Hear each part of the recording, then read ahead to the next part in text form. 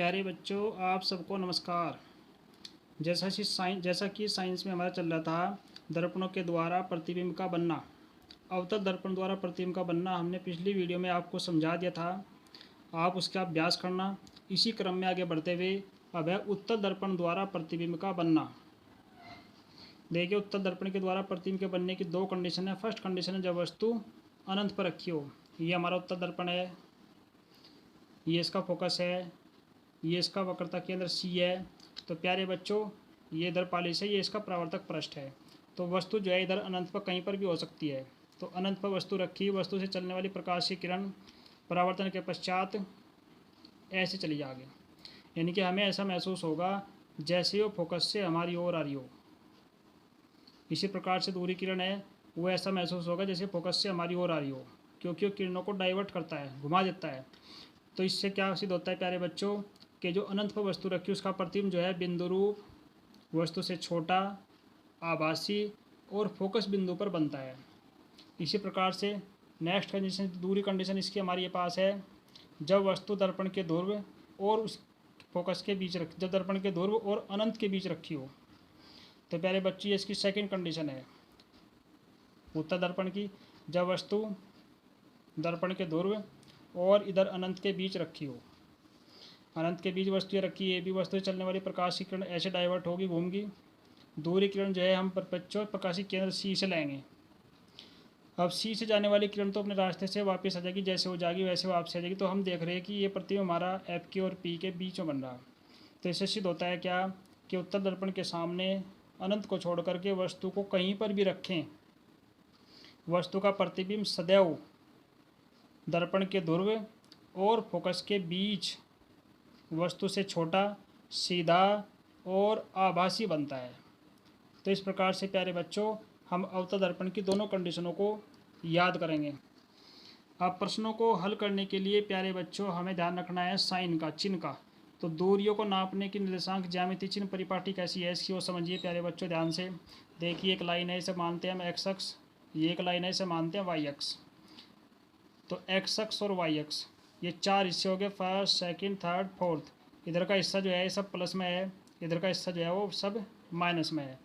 तो ऐसी उत्तल दर्पण हमारा इधर क्या है, इधर का हिस्सा प्लस में है, इधर का हिस्सा माइनस में है।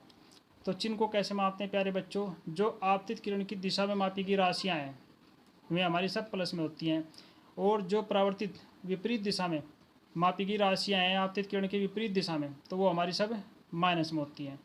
तो इसमें जो है प्यारे बच्चों, अगर प्रतिबिंब सीधा बनता है, प्रतिबिंब हमारा सीधा होता है तो प्रतिबिंब हमारा कैसा है, प्लस में है। और अगर प्रतिबिंब हमारा उल्टा बनता है प्यारे बच्चों तो वो माइनस में है। तो इस प्रकार से हमें इन चिन्हों का विशेष तौर से ध्यान रखना, क्योंकि जितने भी न्यूमेरिकल हम प्यारे बच्चों हल करेंगे उनमें सब में हमें चिन्ह का ही विशेष ध्यान रखना है। तो इन चिन्हों से क्या साबित होता है, देखो हम बताते हैं आपको।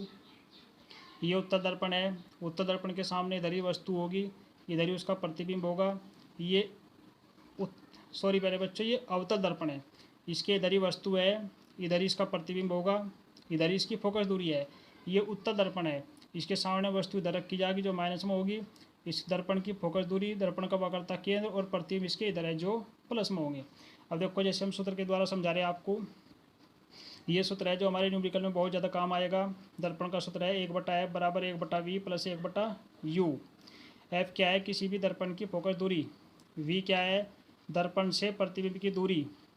यू क्या है प्यारे बच्चों, दर्पण की वस्तु से दूरी। अब हमें इस चिन्ह के अनुसार इस चित्र को समझ करके ध्यान रखना है कि अवतल दर्पण की फोकस दूरी कैसी होगी, हमेशा माइनस की होगी, ऋणात्मक। और उत्तल दर्पण की फोकस दूरी हमेशा कैसी होगी प्यारे बच्चों, प्लस, धनात्मक। और जो वस्तु की दूरियाँ हैं, प्रतिबिंब की दूरी है, वो अवतल दर्पण में दोनों की दोनों माइनस में होंगी। क्यों, क्योंकि सब की सब अवतल दर्पण में इधर ही है, इधर ही इसका फोकस है, इधर ही हमारा प्रतिबिंब बनता है, इधर ही वस्तु की दूरी है, इसलिए तीनों की तीनों माप माइनस की होंगी। और उत्तल दर्पण में प्यारे बच्चों u प्लस का है और v माइनस का है, यानी कि वस्तु की दूरी प्लस की है, प्रतिबिंब की दूरी माइनस की है। क्योंकि ये हमारा उत्तल दर्पण है, वस्तु हमारी इधर रहेगी तो ये तो माइनस में होगा, हमारा प्रतिबिंब इधर बनेगा, दर्पण का फोकस बिंदु इधर है, तो इसलिए वे सब माइनस के प्लस के होंगे। तो इस प्रकार से प्यारे बच्चों, जब हम न्यूमेरिकल हल करेंगे, आंकिक हल करते टाइम हमें इस चीज़ का ध्यान रखना है कि जो प्रश्न हमारे पास दिया हुआ होगा उसमें कोई साइन नहीं होने का। तो उसमें जो है साइन प्लस और माइनस का हमें अपने आप लगाना है। अपने आप प्लस माइनस का साइन लगाने के बाद, चिन्ह लगाने के बाद उस प्रश्न को हल करना है। ध्यान रखना कि अगर मान लो नाम आता है अवतल दर्पण, तो हमें अवतल दर्पण के अनुसार ही चिन्हों को बदलना है। अगर नाम आता है उत्तल दर्पण, तो उत्तल दर्पण के अनुसार ही चिन्हों को बदलना है।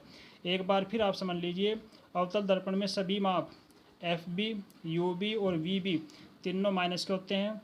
उत्तल दर्पण में केवल F प्लस का होता है और वस्तु की दूरी यानी कि दर्पण से प्रतिबिंब की दूरी, दर्पण से जो प्रतिबिंब जो हमारे इधर बनता है वो दूरी हमारी प्यारे बच्चों प्लस की होती है, ये प्लस की होती है। लेकिन दर्पण से वस्तु की दूरी प्यारे बच्चों ये हमारी माइनस की होती है। तो इस प्रकार से हमको इन्हें याद रखना है।